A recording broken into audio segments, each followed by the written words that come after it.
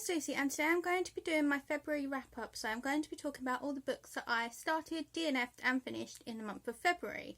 So I have 2 books that I finished before I'd filmed my January wrap up, so I will go over those. So the first one is The Well of Ascension by Brandon Sanderson, and this is the second book in the Mistborn series. And I do have a review coming for this. But in this world, we follow people who can consume metals and get abilities from them. And you have a couple of main characters and side characters that are well fleshed out. I didn't enjoy this book as much as I did the first one. I felt that this was slow and way longer than it needed to be.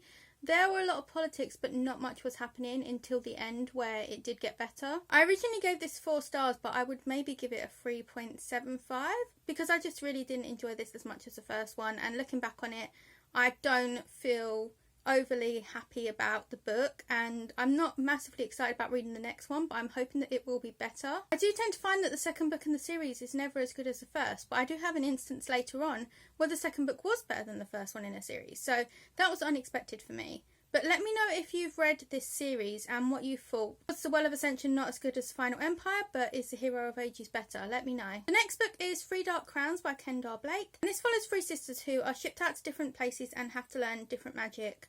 And then when they come of age, they will fight each other and one will win the crown. So there is poison magic and elemental magic, and then one where they can communicate with animals. And I ended up DNFing this because I just wasn't enjoying it. The chapters shift perspective and it throws you out the story. I do have a video on all of the books I've DNF'd so far this year, apart from one that I read this month as well. So if you want to find out more about why I didn't like some of these books, please check out that video. I will link it down below. Okay, so then I had a load of DNFs. So the first one was The Humans by Matt Haig. This is a sci-fi set on Earth, and an alien comes to Earth and replaces one of the people on Earth who had a mathematical breakthrough. And the aliens don't want humans to have this knowledge.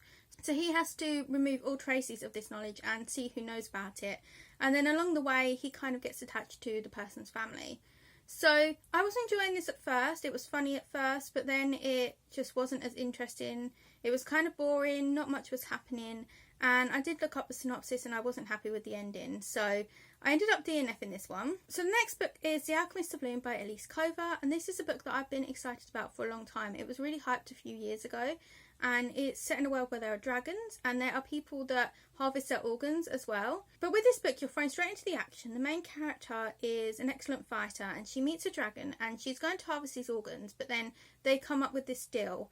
And she has to take him to the Alchemist Guild, and she has an apprentice who is good with explosives as well. The problem I had with this is that I just didn't know what was going on. You're thrown straight into it and nothing is explained. I got quite far through the book and I still didn't understand what quite was going on, like the fundamentals of the world or the magic or how anything worked. So I unfortunately ended up DNFing this as well. As I said, I have a video about all of these books I've DNF'd, so please check that out if you want to find out more about my thoughts, but this is just a quick summary. So next is Strange the Dreamer by Laini Taylor, and I didn't speak about this in my DNF video, but I unfortunately did end up DNFing this. And I know a lot of people will probably not be happy about that, but I know some people have DNF'd it. So this follows a main character who is a librarian, and there's this place where everyone suddenly forgot the name of it, and he kind of remembers. So he is seeking to find out more about this city, and there is alchemy in this book, and a group of people come from this city and want to take people there to find out more. And it also deals with gods and the children of gods. So I read quite a bit of this book and I just wasn't enjoying it.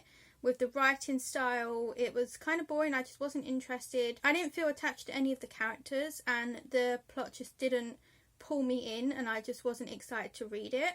I did end up looking up some reviews and then a synopsis, and unfortunately I just don't think this book is for me. Just with the writing style and what happened in the plot as well, it just doesn't interest me, unfortunately. So I'm sorry if this is one of your favourite books. I know so many people love this book. I haven't read Daughter of Smoke and Bone yet, and I'm a bit apprehensive because I didn't enjoy this book, but I am going to check it out. So please let me know if you've read this book and her other series and what you thought of them. Then comes Where the Month Turned. I ended up picking up a book that wasn't on my TBR, which I have been doing a lot this year, so that's why I have some books that I need to continue into the next month, which I will talk about in a minute. But I decided to pick up From Blood and Ash by Jennifer L. Armentrout. So I haven't read any books by this author before, and I haven't read fantasy romance before, and I thought I would just check it out. And I do have a full review video for this, so please check that out if you want to see more of my thoughts.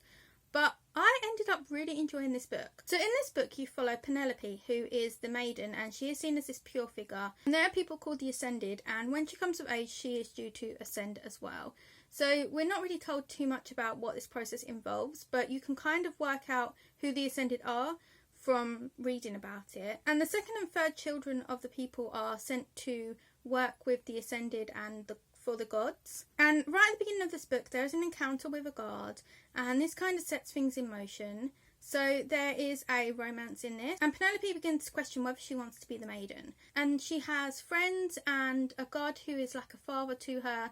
So there are a lot of different relationships in this book. There is a lot of violence in this book, and there are some steamy scenes as well. And it is a bit slow to start off with, but then things happen and it just gets really interesting. You find out more about the world. I love the fantasy world in this series. It is so well fleshed out and really interesting. If you read fantasy and you want to check this out, I would really recommend checking this out if you want to find out more about fantasy romance.